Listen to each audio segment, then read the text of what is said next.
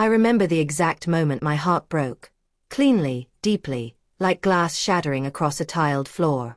I was standing in my daughter Olivia's immaculate kitchen, suitcase still by the door, when my son-in-law Brandon casually said they'd made other arrangements for the holidays. His tone was practiced. Too even, too polite. Olivia wouldn't meet my eyes. The silence that followed was thick and deliberate. I had just driven 6 hours from Maine, car full of homemade cookies and carefully wrapped gifts, only to be told I wasn't welcome in the very house I had once helped them buy. Before we dive back in, let us know where you're tuning in from. If this story resonates with you, don't forget to hit that subscribe button because tomorrow, I've got something even more special lined up just for you.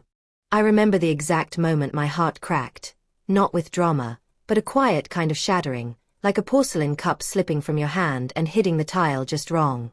I was standing in my daughter Rachel's immaculate kitchen, suitcase by the door, when her husband Caleb said it, "We've made other arrangements for the holidays this year." Just like that. His voice carried the smooth professionalism of a man used to closing deals. Polished. Impersonal. The words were rehearsed, delivered with that same pleasant distance he used on new investors. And Rachel. She couldn't even meet my eyes. Silence followed. The kind that buzzed in your ears. I had driven 6 hours from my quiet coastal home in Maine, trunk full of homemade cookies and carefully wrapped gifts. It was our tradition, me showing up early to help decorate, bake, bring laughter into the quiet corners of their grand home. This time, I was being turned away like a stranger. "We just need our space this year," Caleb added, the smile still stuck on his face like something painted on. "The kids are at a delicate age. Too much stimulation isn't good." As though I, their grandmother, was a disruption. As though I hadn't rocked those babies to sleep or kissed bruises better or stayed up through Rachel's postpartum tears. I nodded slowly, swallowing the lump rising in my throat. Of course. Of course, I managed, hugging little Noah and Lily goodbye, promising to call them Christmas morning. Rachel barely met my gaze. That night, for the first time in nearly 40 years, I checked into a hotel alone for the holidays. 3 weeks later, Caleb called. His tone had shifted, warmer, almost desperate. A dream home opportunity, he said, had landed in their laps. A stunning Tudor-style estate in Riverbend Hills. Waterfront, 7 bedrooms, even a guest house. But they needed a co-signer for the $3 million mortgage. Someone with substantial assets. Funny how fast needing space becomes needing a signature. At 62, I never thought I'd be starting over. This wasn't the life Daniel and I had planned: retirement, travel, being active grandparents. But life rarely consults your blueprints. Daniel and I met when I was 26, teaching special education at Pinewood Elementary. He was volunteering at a fundraiser, a quiet man with kind eyes and a soft laugh. He managed other people's money with the same care he showed to his family. We married the following year, and Rachel came along exactly 9 months after our honeymoon. A miracle after doctors had warned us not to hope. Those first years were tight. I made peace with modest pay for work I loved. Daniel built his practice from scratch, 12-hour days managing small accounts until he earned trust and stability. We lived in a modest 2-bedroom ranch house, counting coupons, clipping groceries, and funneling every spare dollar into Rachel's future. From the beginning, Rachel had an eye for elegance. While other kids asked for dolls or blocks, she pointed to glossy magazine spreads and said, "I'm going to live there someday." Daniel and I would exchange glances, half proud of her drive, half uneasy at her materialism. As Daniel's business grew, so did our lifestyle. Nothing excessive, we believed in living within our means, but enough to upgrade to a better neighborhood and fund Rachel's tuition at Dartmouth without student loans. We were proud. And maybe a little blind. When Rachel brought Caleb home her senior year, I had an immediate instinct. He was charming, but studied. Affectionate, but always watching.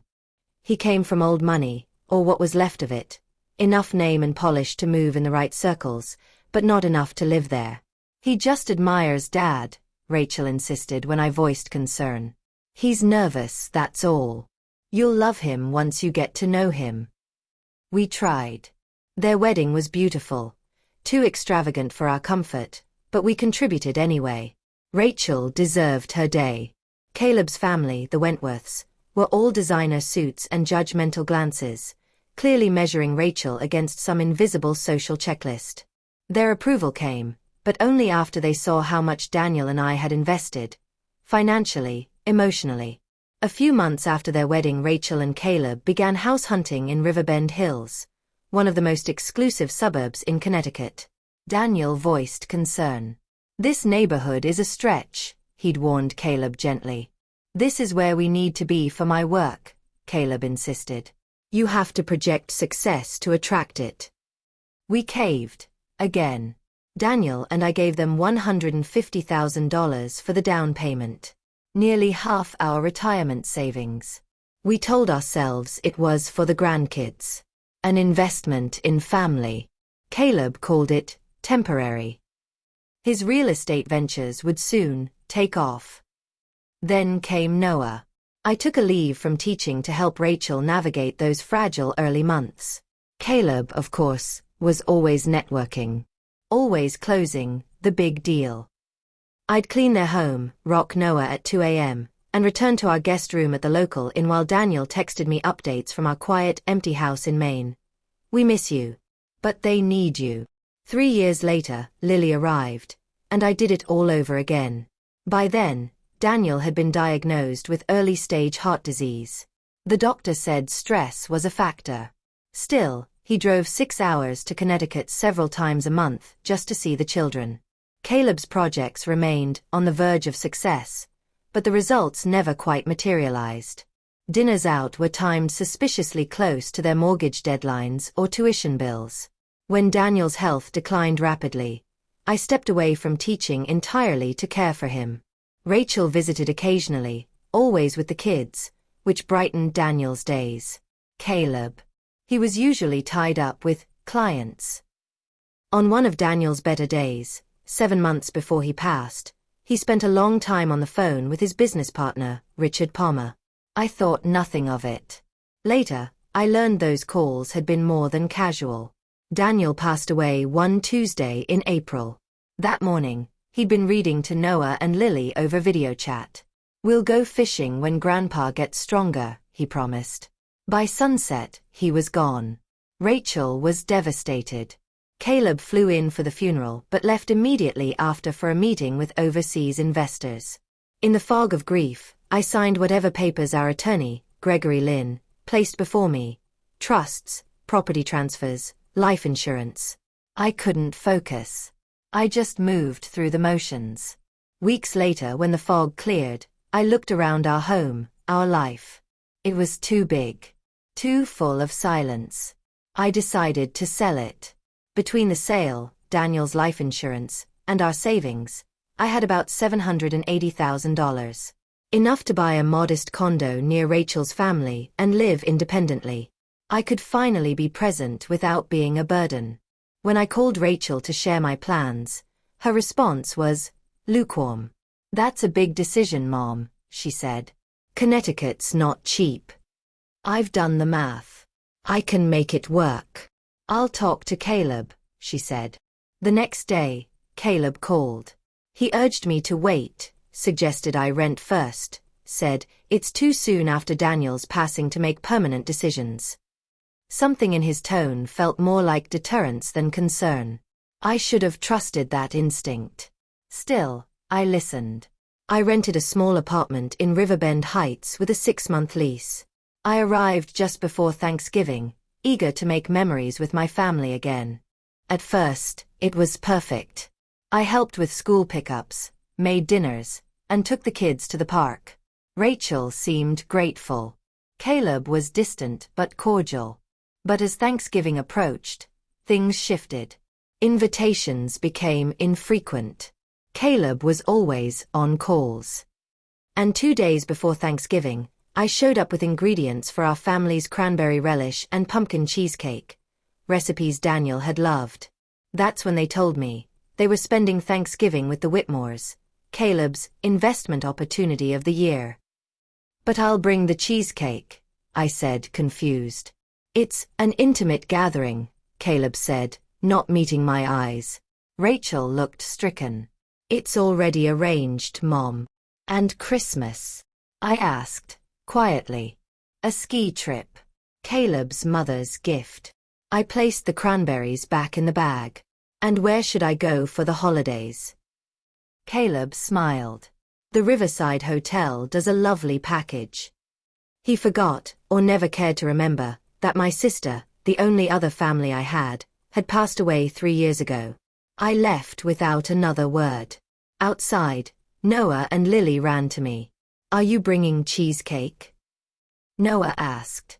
Not this year, sweetheart. As I hugged them, Caleb stepped outside and said, Grandma has other plans. Their disappointment nearly broke me. That night, I roasted a small turkey breast in my rental apartment, alone. I watched the parade on TV and tried not to cry. Rachel called, late, her voice blurred by wine. Mom. I wish you'd been here instead. I forgave her, of course. She was my daughter. But something had shifted. A boundary had been crossed. And it would never be the same. After that Thanksgiving alone in my rented apartment, the weeks that followed blurred into a quiet ache I couldn't quite name. I volunteered at a local shelter on Christmas Day, serving mashed potatoes and lukewarm coffee to strangers who had even less than I did. It brought some comfort, but not clarity. New Year's came and went without so much as a call from Rachel. I told myself they were busy. But the truth was harder. I wasn't needed. Worse, I wasn't wanted. By mid-January, I was quietly preparing to leave Connecticut. I began researching small coastal towns near Portland, Maine, where my teaching pension would stretch and where I could maybe rediscover who I was without Daniel, or Rachel. I contacted a realtor about selling our former home, which I'd been renting out since Daniel passed. I even joined a support group for long-distance grandparents, people who missed birthdays and bedtime stories, who'd been pushed to the sidelines. That's when the phone rang. Caleb. Margaret, he said with practiced warmth. I hope you're doing well. We missed you over the holidays. I nearly laughed. Did you? He either didn't hear the sarcasm or chose not to. Listen, something incredible has happened. Remember the Grayson estate? On Lakeview Drive. It's finally on the market. Privately listed, only to a few buyers. I remained silent, waiting. It's stunning, he went on, gaining speed like a salesman sensing a foot in the door. 7 bedrooms, an indoor pool, a guest house, right on the lake. That does sound lovely, Caleb. But I don't understand why you're telling me. He hesitated, then took a practiced breath. Rachel thought you'd want to know. You've always been supportive of our goals, and, well, it's priced at $3.2 million. But we can get it for $2.90 if we move fast. And how exactly do you plan to move fast on a $3 million house? I asked, though I already knew. We've been pre-approved, he said quickly. But the bank wants additional security, a co-signer with significant assets. There it was. I didn't respond immediately.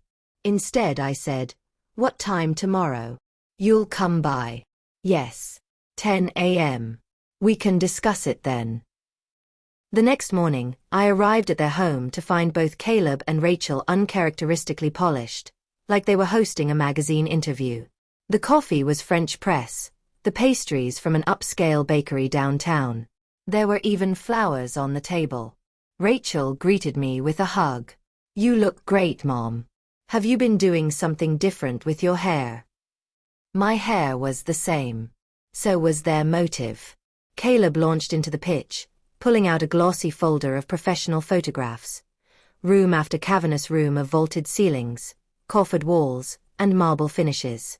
It's listed at 3.2, he said, but Richard Whitmore, remember him from Thanksgiving? He's got the inside track. We can get it for 2.9. That's significantly more than your current home. Exactly why this is exciting, he said, eyes gleaming. My riverfront project's finally in motion. James Anderson is bringing me in on the residential tower. Huge payday ahead. Rachel chimed in. Mom, this would change everything. The kids would have space, the schools are incredible, and you could live in the guest house, have your own entrance and kitchen. Total independence, but close enough to be with Noah and Lily. So that was the sweetener. A guest house. For the woman not welcome at Thanksgiving. I'd like to review my finances, I said calmly. Speak to my advisor. Of course, Caleb said. But ideally, we'd have your answer by breakfast tomorrow. Just for preparation purposes. Back at my apartment, I spread out the numbers on my dining table. The math was simple. If I co-signed and Caleb defaulted, I'd lose everything. Daniel's insurance, the house proceeds, my savings, my future. But the math of the heart was harder. Would saying no fracture my already brittle relationship with Rachel? Would Caleb poison the children against me? Use access to them as leverage? I needed perspective. So I did something I hadn't done in months. I called Richard Palmer, Daniel's old business partner. Margaret, he said warmly. What a wonderful surprise. I explained everything. The pitch, the pressure, the risks. He paused for a long moment. Then, do you know what Daniel and I were talking about in those last few months? Investment advice? I guessed. In part, he said. But mostly, he was worried about Caleb. About the money already gone. About the likelihood that he'd ask for more. He continued gently. Daniel didn't want you to feel pressured.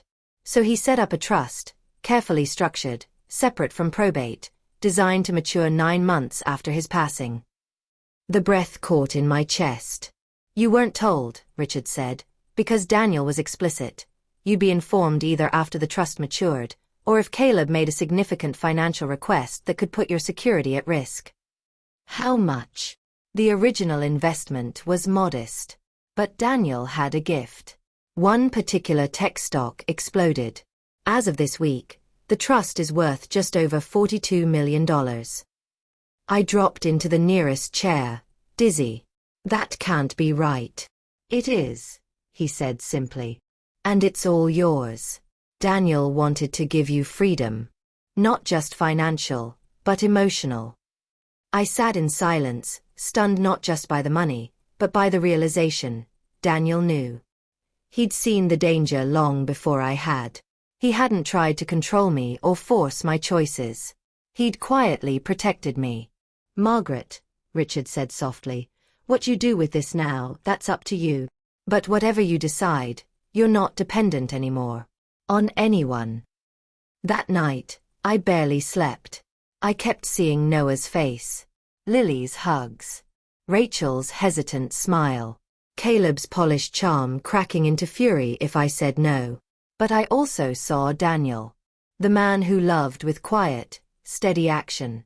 Who trusted me to hold the line, even when it hurt. The next morning, I dressed deliberately and returned to their home. They had breakfast waiting. Blueberry scones and imported jam.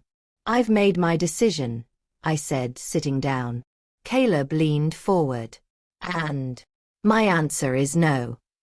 The silence was immediate and thick. Caleb blinked. Excuse me. I won't be co-signing. Rachel looked stunned. Mom, this is our dream. Dreams built on unstable foundations are nightmares waiting to happen, I said gently. Caleb's face darkened. So, you just don't believe in us? After everything we've done for you. For me. I echoed. What exactly have you done for me, Caleb? Excluded me from holidays? Used my grandchildren as leverage?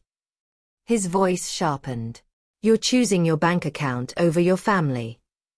I'm choosing not to enable bad decisions with someone else's name on the deed. Rachel reached for my hand. Mom, please. Think of the kids. I am. And what they need is a stable, present family. Not marble countertops and debt. Caleb stood. Don't come back here expecting things to be the same. I rose calmly. Is that a threat? It's a choice, he said coldly. You've made yours. I nodded. And now I'll make another. Back in my apartment, I called Richard. He didn't take it well, I said. I'm not surprised. Is it time to access the trust? Richard's voice was warm. It's yours, Margaret. Always was. And just like that, I wasn't afraid anymore. I didn't tell Rachel or Caleb about the trust. I didn't need to. The way Caleb's anger curdled into sudden politeness after my refusal to co-sign the Grayson estate loan told me he suspected I had more than I let on. But I made no effort to confirm it. Let him wonder. Let him stew in uncertainty. Instead, I met with Richard Palmer and Thomas Crane, our family attorney, for a full review of the trust Daniel had so carefully built.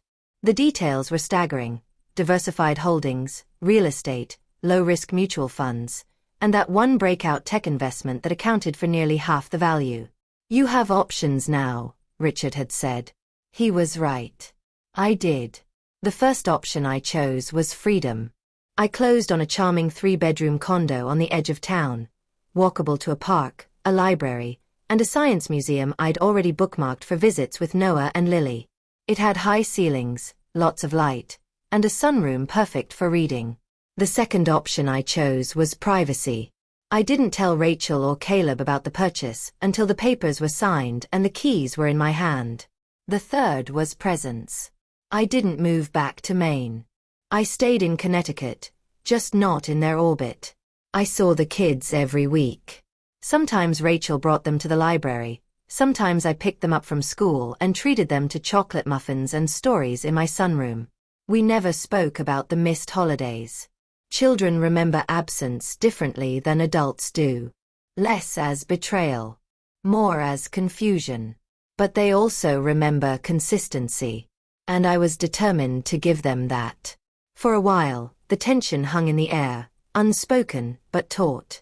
Caleb kept his distance. Rachel remained polite, almost too much so, and every visit with the kids came with an invisible clock counting down to when they'd be reclaimed. But I didn't push. Time reveals truth better than confrontation ever could. Then, a month after my refusal, came the second pitch. Dinner at their house. My first time back since being gently exiled at Thanksgiving. The table was set with polished silverware and cloth napkins. Rachel's rosemary chicken was in the oven. Lily ran to me as soon as I stepped in. "Grandma, you're here." Caleb answered the door himself, smiling just a little too widely. "Eleanor. It's been too long." He asked about my new condo. I kept my answers vague. He offered contractor recommendations and even mentioned interior design firms he could pull some strings with. Rachel nodded enthusiastically, chiming in about how much they missed having me in the house. I knew something was coming. It came after dessert. "Eleanor," Caleb said, refilling my wine glass without asking, "we wanted to share something exciting." Rachel looked nervous. He was clearly taking the lead again. "There's a new opportunity. West Lake Shores. Custom-built homes, lake access, private beach, best schools in the county." I nodded, already feeling the beginnings of a headache. "We've been offered first choice of the lakefront lot. But it's a narrow window," he continued. "We'd need to put down 30%, roughly $900,000, to secure the build slot. And with the riverfront project still in transition." "You need help," I finished, setting down my glass. "Again." "Not help," he corrected smoothly. "An investment. We're offering you equity. And a full in-law suite, your own entrance, your own kitchen. Privacy but family." It was almost amusing, the way he had recycled his previous pitch, just in a more polished wrapper. "And if I decline?" I asked. Caleb's smile didn't falter, but something in his eyes tightened. "We'd be disappointed. Obviously. But family comes first, right?" I turned to Rachel.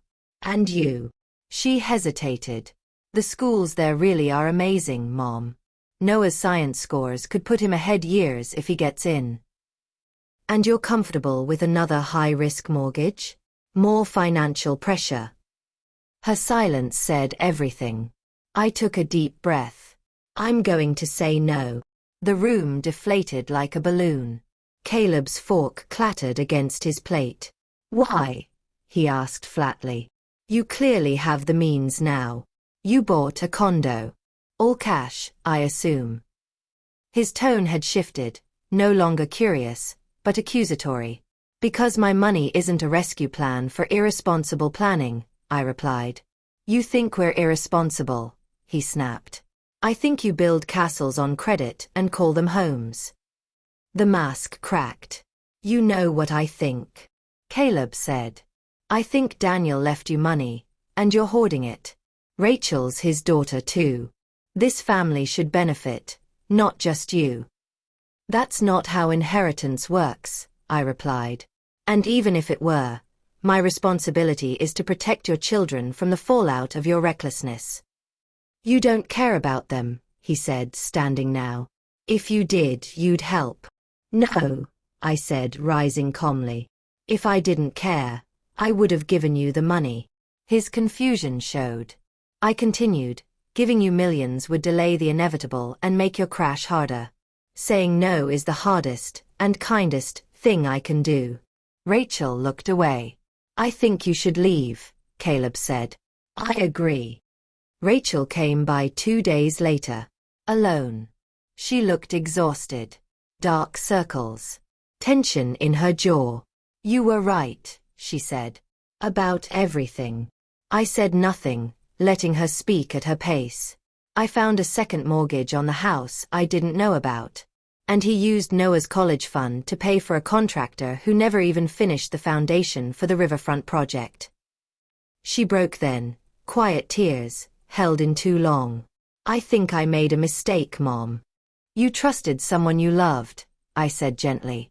That's not a mistake. But staying silent now would be. I've contacted a financial advisor, she said. And a lawyer. I didn't press further. I just poured tea and handed her a warm cup. She gripped it with both hands like it was a lifeline. The days that followed were a whirlwind for her. Bank statements reviewed. Hidden credit cards unearthed. Caleb grew volatile, angry one day, begging the next. But something had changed in Rachel. Her spine straightened. Her voice didn't tremble. And slowly, steadily, she began taking her life back. She and the children started spending more time at my condo. At first, she claimed it was just for a break, but after a few weeks, the language changed. Can they stay over this weekend? Would you mind picking them up Monday too? Then, Mom, can I stay? We rearranged furniture. We created space. And on a quiet Thursday night, over reheated soup and crusty bread, Rachel looked up from her bowl and said, Thank you for not rescuing me when I asked. You're welcome, I said. But it was never about letting you drown. I know, she whispered. It was about helping me learn to swim. She wasn't just surviving now. She was rebuilding. By the time spring reached Riverdale Heights, the worst of the frost had melted, but not just outside. Inside Rachel's life, long frozen truths were starting to thaw too. She'd officially moved into my condo with the kids for what she called a trial period, though we both knew it was more than that. Caleb still lived in the big colonial, surrounded by debt, denial, and developer brochures from projects that no longer existed. Noah and Lily adapted quickly. Children often do. To them, our condo was filled with warmth and welcome. Movie nights in the sunroom, pancakes shaped like dinosaurs, and a grandmother who actually listened when they spoke. Rachel began therapy, privately at first, and soon told me she'd also started attending a support group for women navigating financial abuse. That phrase had taken her weeks to say out loud. The first time she'd whispered it to me, she'd looked around the room like the word itself might summon shame. But there was no shame here. Only progress. One morning, she came into the kitchen with a quiet kind of fire in her eyes. I've found an apartment, she said. Just a 2-bedroom, near the elementary school. I can afford it on my new salary. Her non-profit job had finally come through, a marketing position at a local education charity. Modest pay, but stable. Honest. And it let her sleep at night. I'll still need your help with the kids sometimes, she added quickly, almost apologetically. I set down my mug and smiled. You'll never need to ask. They're my family too. She nodded, eyes misty. I just want to do this right. On my own terms. You already are. Caleb, meanwhile, responded exactly as expected. At first, he tried the reconciliation strategy, texting Rachel late at night with vague messages about therapy and self-improvement. He sent flowers. Left voicemails about the children needing a stable home, with both parents. When that failed, he pivoted. Threats about custody. Thinly veiled ultimatums about money. Then the bombshell, a formal challenge to Daniel's trust. He claimed, via attorney, that Daniel hadn't been of sound mind when he created the documents. That recently discovered materials suggested the estate should be re-evaluated. Namely, the undisclosed trust that had come to light after my refusal to co-sign his mortgage. The legal term was contest. The real term was desperation. Richard and Thomas handled it swiftly. Daniel had taken the time to record video statements. Medical records confirmed his mental clarity. Every transfer had been documented, every instruction executed with flawless precision. Caleb doesn't have a case, Thomas said. That's not the point, I replied. He's not trying to win. He's trying to force disclosure. Create fear. Leverage. That's why we counter with documentation and consistency, Richard added. But the worst wasn't in court filings. It came one afternoon in April, when I arrived at my condo to find Noah sitting on the stoop, knees drawn to his chest. Grandma, he said quietly, Daddy says you don't love us anymore. I knelt beside him, heart pounding. Why would he say that, sweetheart? Because you have money but won't help our family. That's what he told Lily. I closed my eyes for a moment, steadying the wave of fury. Noah, I said carefully, what your dad said, it's not true. I love you and your sister more than anything. And I will always be here for you. But sometimes grown-ups have disagreements. And sometimes, love means saying no to things that could hurt. He looked at me uncertainly. Like what? Like houses that are too big. Or loans that are too risky. Or ideas that seem exciting but aren't safe. He nodded slowly, processing it in that quiet way he always had. I think I get it. Like how I really wanted that hoverboard for Christmas, but Mom said no because it was recalled. Exactly. He smiled, faintly. I still want it though. I hugged him tight, laughter breaking through the sadness. Of course you do. That evening, Rachel called a family meeting. Just her, me, and the children.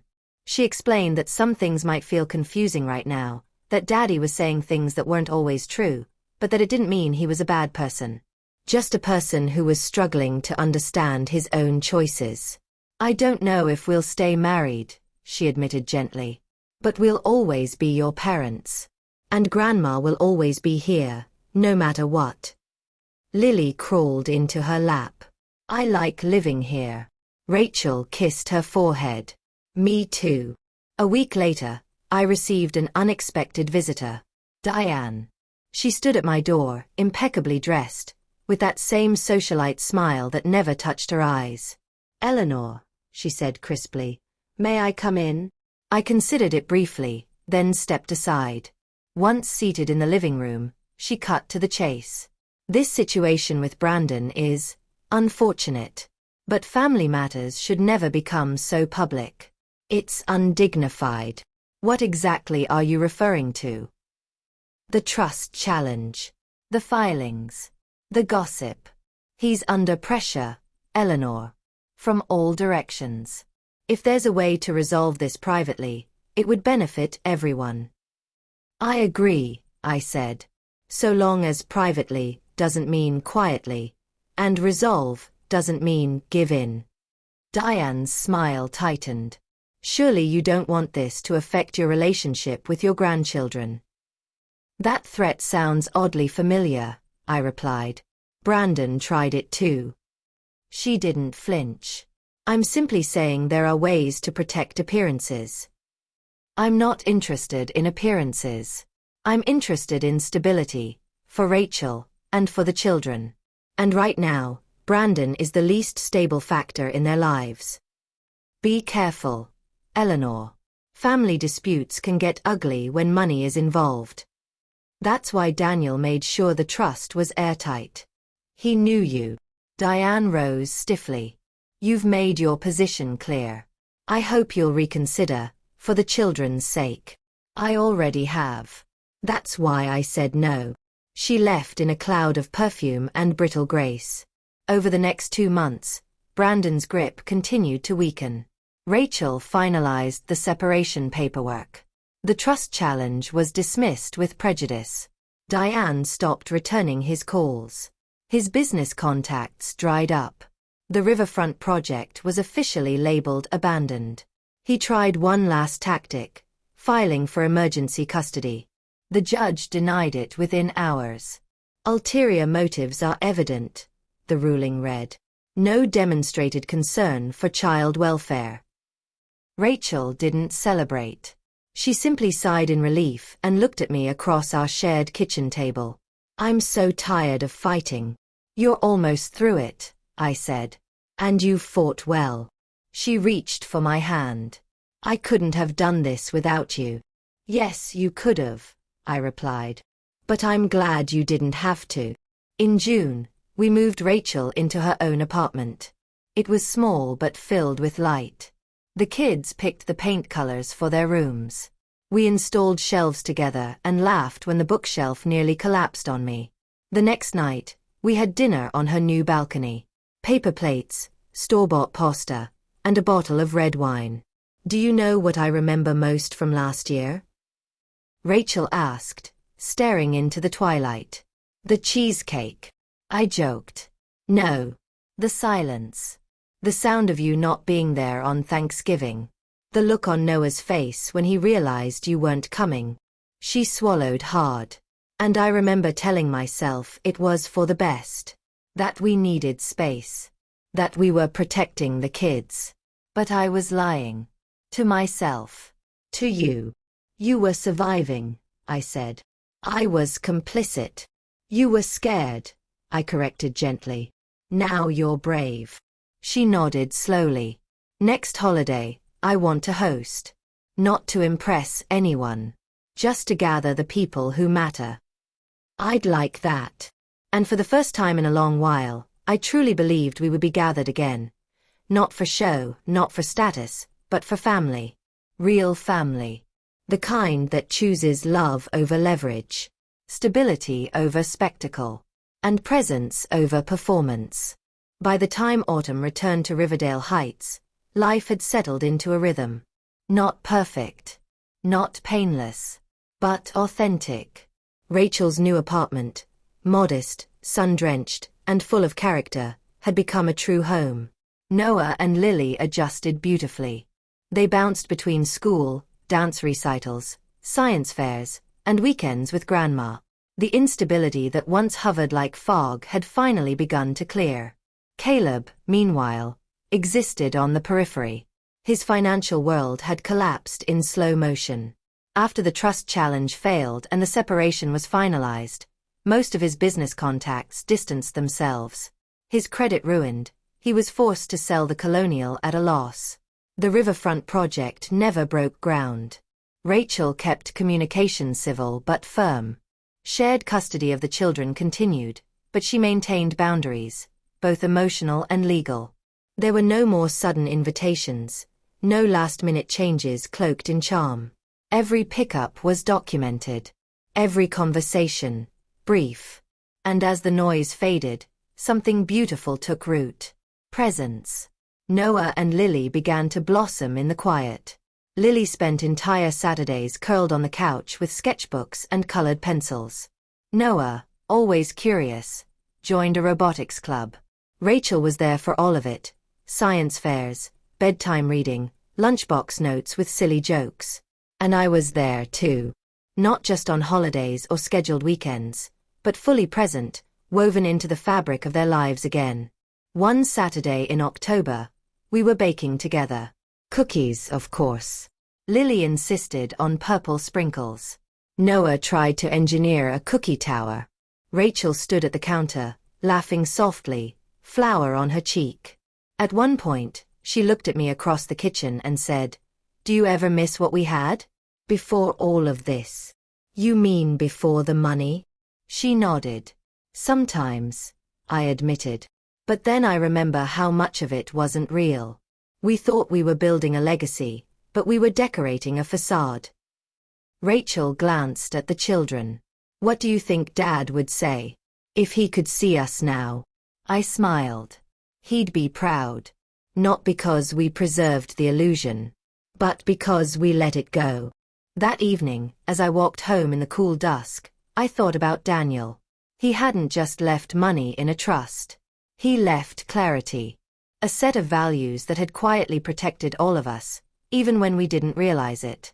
He knew Rachel might need time. That I might need courage. That Caleb, in his desperation, might try to manipulate what didn't belong to him. So Daniel prepared the legal documents. But more importantly, he prepared us. His legacy wasn't about the balance sheet. It was about the blueprint. Of integrity. Of love. Of refusal to let wealth define worth. Thanksgiving came. For the first time in 2 years, we were all together again. Me, Rachel, the kids, gathered in her apartment with mismatched chairs, folding tables, and a turkey that was slightly overcooked. And it was perfect. After dinner, Noah brought out his science kit and showed off a volcano experiment. Lily gifted me a hand-painted canvas that read, "Love lives here." Rachel pulled me aside in the hallway and hugged me tighter than she had in months. "We're okay now, Mom," she whispered. "Better than okay." "I know," I said. We finally stopped chasing someone else's idea of success. As I drove home that night, a thought settled in my heart with certainty. We are not measured by what we accumulate. We are remembered by what we protect. Daniel protected our future. Rachel protected her children. And I protected the truth. Not just the financial one, but the emotional one. That love without respect isn't family. That presence means more than possessions. And that sometimes, the most powerful word we can say is a quiet, unwavering no. Because sometimes no protects everything that matters most.